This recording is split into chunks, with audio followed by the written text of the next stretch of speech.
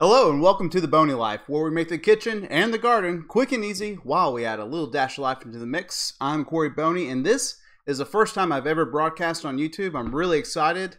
There might be a few kinks. We don't know what to expect really, but hopefully it'll be somewhat of a presentable show and you'll enjoy yourself. So if you're new here, go ahead and make sure to introduce yourself in the chat. I'll be monitoring that throughout the stream. And also think about subscribing, because I plan on doing this hopefully every week. A little bit about my channel. It's a little bit of a hybrid channel where we focus on cooking and also gardening at home. So a lot of that can go hand in hand. You can grow stuff and you can cook stuff. And yeah, so we just try to keep things simple, keep things concise, and we just put everything together and hopefully everyone can learn at the same time. That's the general background of the channel. It's a very new channel. Very excited to be here, and for everyone else, I hope you enjoy as well. So let's get started.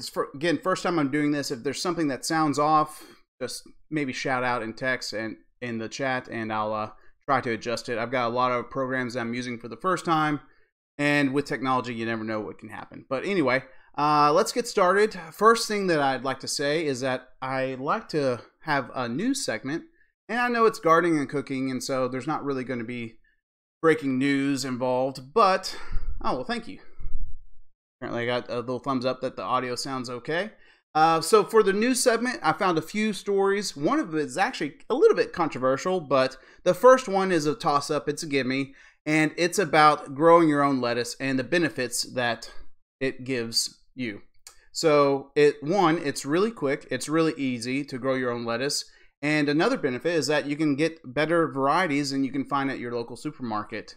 And so you can grow arugula, you can grow mustard greens, you can grow other things to spice up your salads at home. And the other benefit is that you're also going to have it at its peak freshness, and it also builds in more antioxidants, more minerals. And so if you're going to eat salad and your benefit is going to be that it's better for you, you might as well make it the best it can be.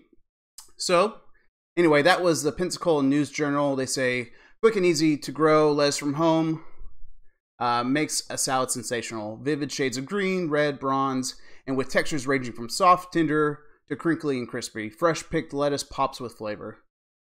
To even add more zing, toss some peppery, pungent arugula, which my wife doesn't really like, spicy mustard greens, or frilly kale leaves.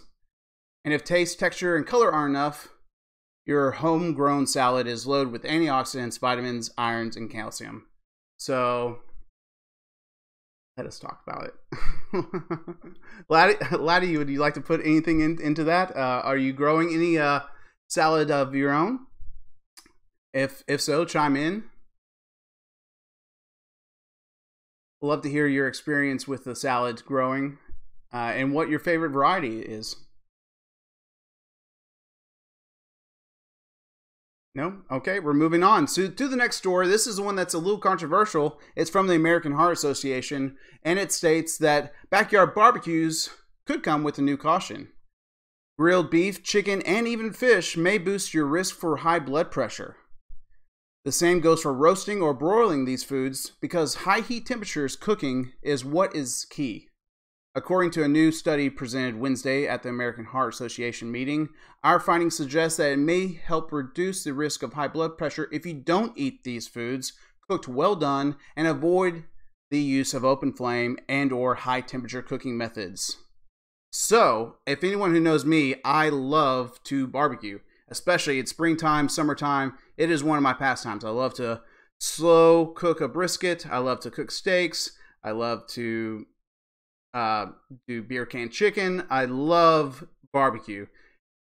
You get these articles all the time, really. It's not gonna change anything I do. I guess it just comes down to everything. Let's do a little bit of a moderation of everything. But anyway, I thought that was interesting that the American Heart Association is criticizing high temp cooking. So if you're doing what we did in our previous news article and just growing your own salad, I guess you're scot-free. Which, who knew, eating salad could be a little healthier for you. Let's see. And that moves us to our third topic, And this is actual news. HelloFresh and Green Chef join forces, bringing organic goods to easy cooking. And this is via digitalthreads.com.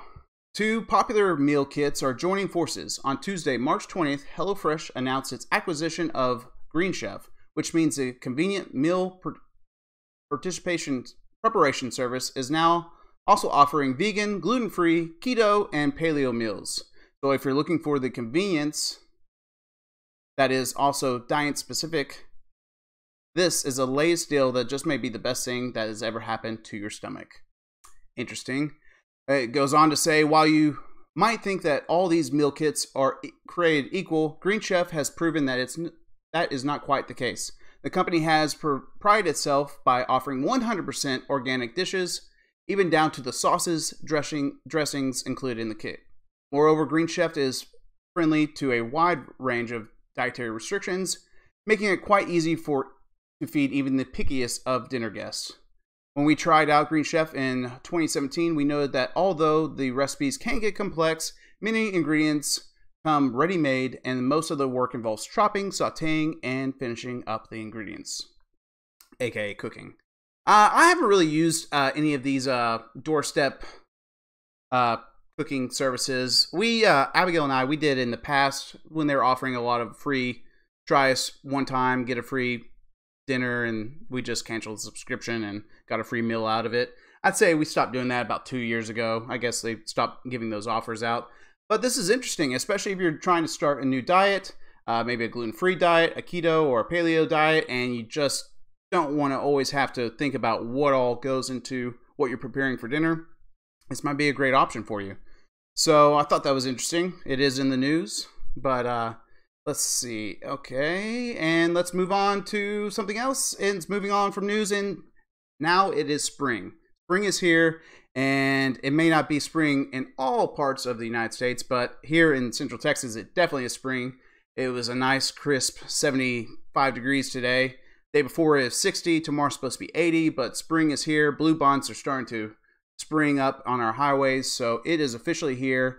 And what I've been doing, in the meantime, I've prepared my raised beds.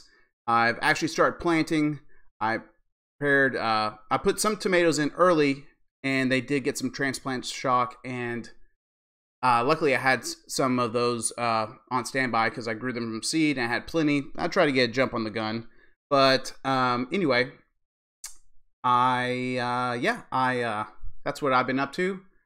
Let's see. Laddie says, my friend Doyle gave me a free meal. It was good. It felt like I was eating healthy and fun. Great. That's awesome. Yeah, so especially if maybe you're adding on to a new diet, it'd be nice to try out some different recipes and broaden out your portfolio on paleo or keto with the Green Chef. But anyway, moving back on to the spring.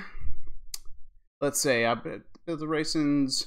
But yeah, and so built the raised beds. I planted cucumbers. I've planted peppers, planted tomatoes. I planted the broccoli's been in there for a while, and so has the cauliflower.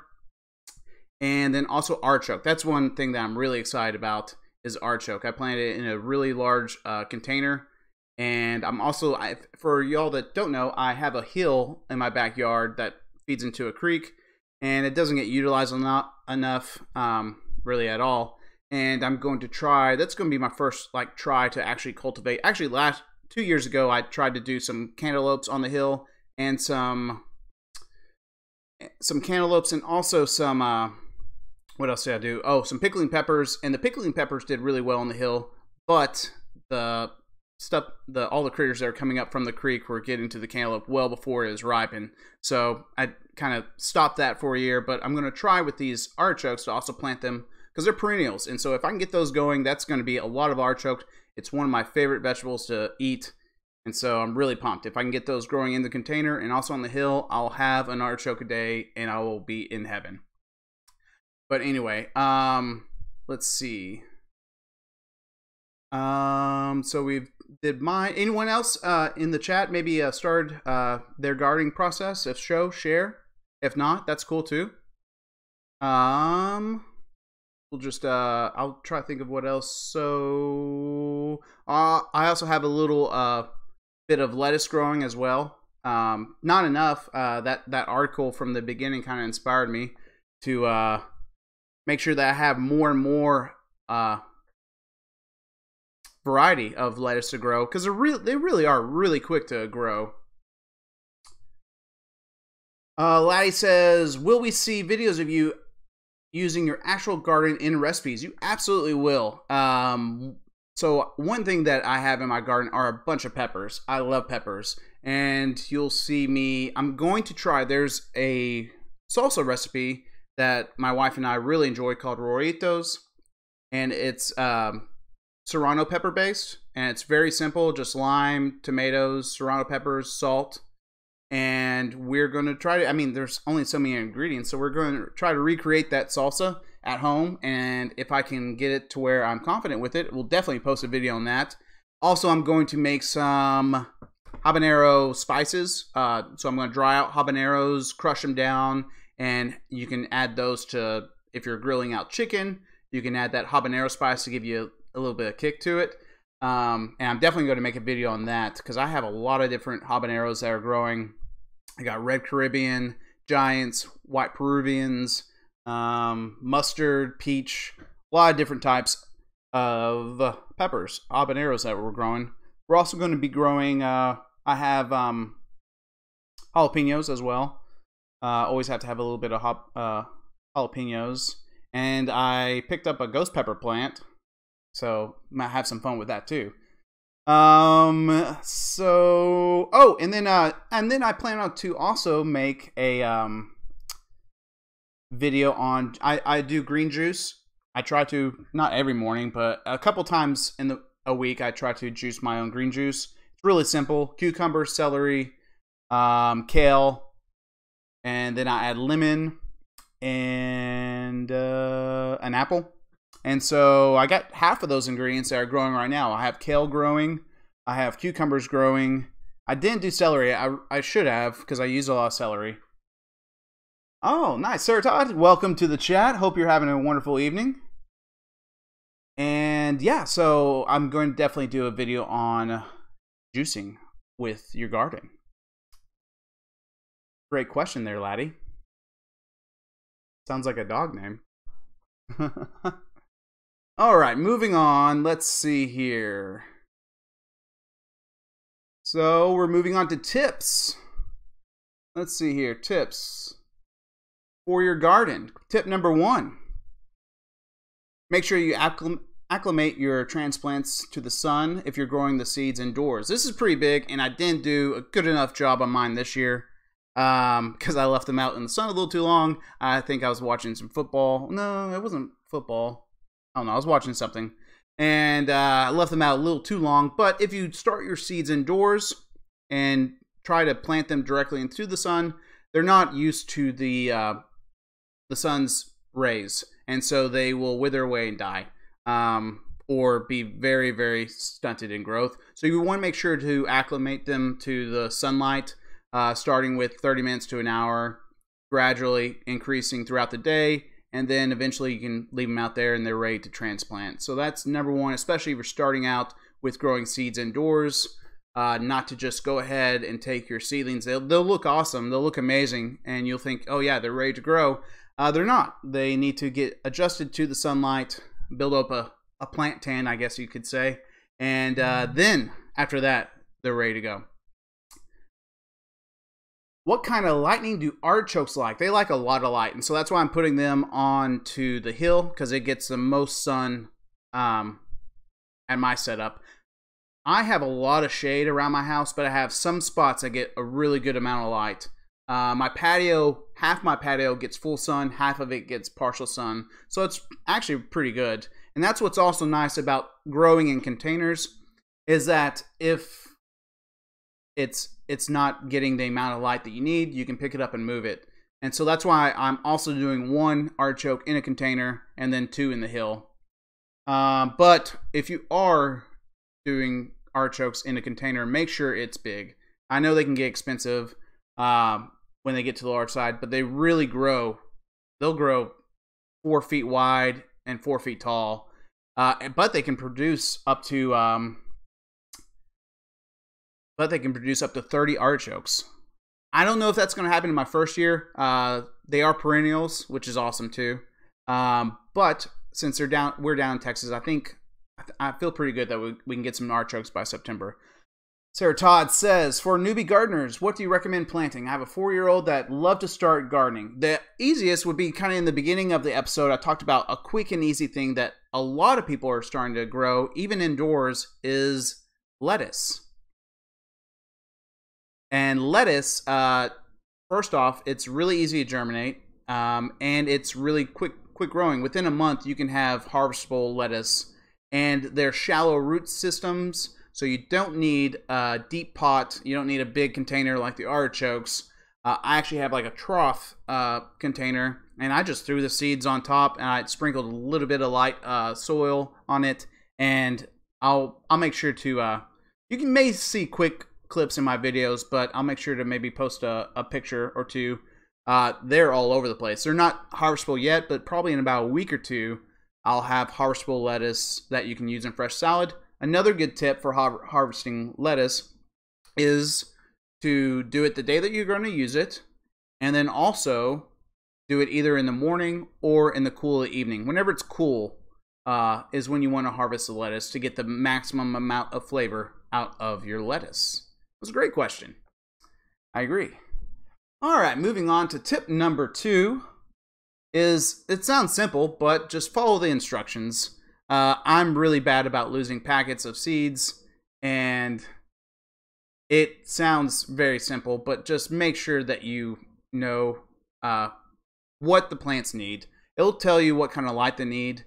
It'll tell you the amount of watering, spacing, all like that. It sounds pretty juvenile, but it's just something that you don't want to overlook, and definitely don't lose your seed packets, because even though you plant the seeds, you're going to forget that information if you're anything like me. And I have a little basket now, and they're all there, unless my dogs knock it over and I can't find one.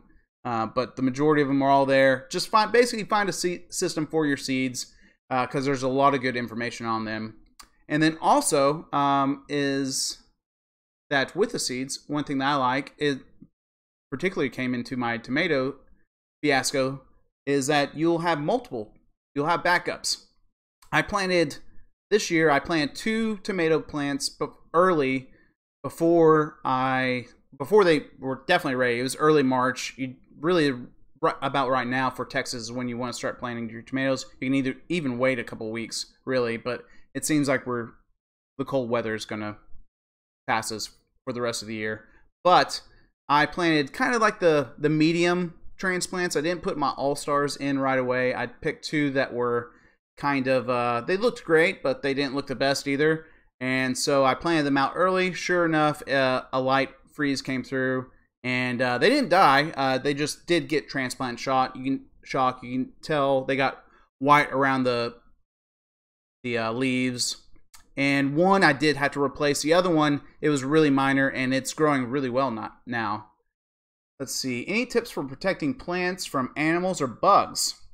So, bugs is pretty easy. There's a couple things that I use. I use organic solutions, and so for aphids is a common pest that you'll have in your garden, and they are a soft body insect. And so something that's really, really easy is to make a mixture of basically a dish soap detergent with water, and put that in a spray bottle and spray your plants. And since they're soft body, that soap will actually get into their lungs and kill the aphids. Pretty awesome, right? Science. And then for other, maybe more hard body pests, I use neem oil. And it's pretty similar. You put it into a spray bottle mixture. When you're using stuff like that, though, you want to make sure that you test it out on a couple leaves before you start spraying it all over your plants, because they might have an adverse reaction to it. You never know. So it's always best to try a sample size of your spray before you just spray your entire garden with anything. That's a good rule of thumb. And then also, you can use a baking soda water mix to get rid of some funguses as well. Not really a bug, but animals. Really, so I do live by a creek, and so a lot of times you can buy cheap fencing from Lowe's and put some like real 1x1 stakes around your raised bed if you have a larger pest problem, and that usually does a trick. Not always, but the biggest thing that I have is just squirrels, and luckily they don't actually go after my plants, but they dig up my soil, and sometimes my wife forgets that my dogs are in the backyard and they'll prance in my raised bed. That happened about a week ago. But what can you do? Nothing. No plants were harmed, so all's good. All right. So let's see. We talked about that. And you know, that I need to do research on that particular, but there are plants that you do want to plant around the perimeter of like a raised bed, and they do deter pests. But yeah, and there's multiple options. I don't know off the top of my head. Quick Google search, and you might find some options on that. But yeah, that's also another natural way to help deter pests. But really, I mean, between the soap spray and the neem oil, I luckily, knock on wood, haven't had too big of an issue. But also, if you get some nice looking flowers, it just helps make your garden look a little more at home too. All right, the last tip, it's one of my least favorite, but it's also probably time, unless it's still snowing where you're at, to start weeding. Weeds they're no good. Obviously, they're going to take all the nutrients that your plants need, so start often and early and take care of it from the very beginning before they get to be a really bad problem. Or just do container gardening like I used to do. I used to just solely do container gardening, and I didn't really have to worry about that. So if you really hate weeding, then that's an option for you too. But it is time for majority of us to start thinking about that as well. All right, we're moving right along, and it's time for our segment of What's for Dinner. This is when I do a recipe that we've done recently that we've loved, and we share it to the world. And today's recipe is white bean chicken soup. And this is amazing. My wife found this. It is a crock pot recipe. It's really easy. And yeah, so let's go over it real quick. I'm pretty sure I put the ingredients in the description, but we'll go over them real quick too. The things that you're going to need, you're going to want 1 yellow onion. You're going to want 4 cloves of garlic, 1 cup of green chilies, and then you're going to need about 6 cups worth of chicken broth, 4 cups chopped chicken, cooked, and then 3 cans of 16 ounce of white beans, and do not drain them because they'll go in towards the broth. And then you're going to need cumin, oregano, cayenne pepper. So this is basically the gist of it. You take the onion, and you chop it up. You take 4 cloves of garlic, smash it up. You get your 1 cup of green chilies, and you saute all those together in a little bit of olive oil. And while you're sauteing that, you get your crock pot ingredients all together. You add the chicken broth, you add the chicken, you add the cans of white beans. Again, you don't drain it. You put that into the crock pot as well. Then, after you're done sauteing all of your onion, garlic, and chilies, you add that into the crock pot. Add 2 teaspoons, of cumin, 1.5 teaspoons of oregano, and 1/4 or more, if you like a little bit more kick, of cayenne. And just let that simmer, rise to heat, and then when you're ready to serve, add some tortilla chips. And also, you can grate some pepper jack cheese on top, and it is phenomenal. I had that twice this week, and it was amazing. And so, highly recommended. We're going to do that. If you have a recipe that you would like to recommend, you can email it to me at theboneylife@gmail.com. Or if you have any questions that you'd like to have featured on future episodes, you can also email those to me at theboneylife@gmail.com. I'd love to hear how many people would that feed. definitely easy. Family of 4 for one whole round. We had about, I'd say about 5 or 6 big servings out of it, and it was phenomenal. And what's great about crock pot, if any of y'all have done any crock pot recipes, after we've had our initial, we just took the crock pot out, put it in the refrigerator, and it was good to go, and we had it the next evening. And I'm not the biggest fan of leftovers, but this was pretty good, and it was even better the next day. So, highly recommend that recipe. Especially if you're still up north and it's still cool and you're looking for some good soup recipes, I would definitely jump on that. Just a second.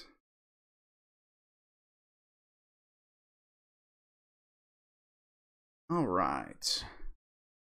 Let's see here. All right, so that's the recipe. If you have any recipe suggestions, go ahead and email them to me, theboneylife@gmail.com. And yeah, so now it's time for a little bit of life update. We are not really much going on besides gardening and work, but we are going to Austin for the weekend. It's my brother-in-law's birthday, and he's going to show us around the town, and we're going to have a lot of fun doing it. So follow me on Instagram if you'd like to see a few updates on those. That is The Boney Life with spaces in between on Instagram. And yeah, should be a blast. So this is the time. We've had some questions all throughout the episode, but if you have any questions burning inside you that you would like to share or ask, this is the time. This is the time. We've had some great ones, though. Sarah and Laddie both had some great input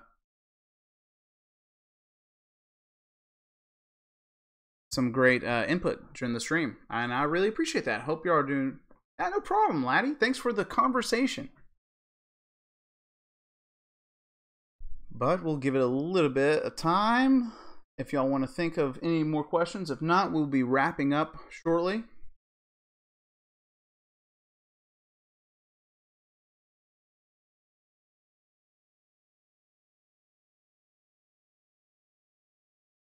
Looks like that's it. But anyway, I appreciate everyone that joined in for the live stream. Again, we're going to try to do these weekly.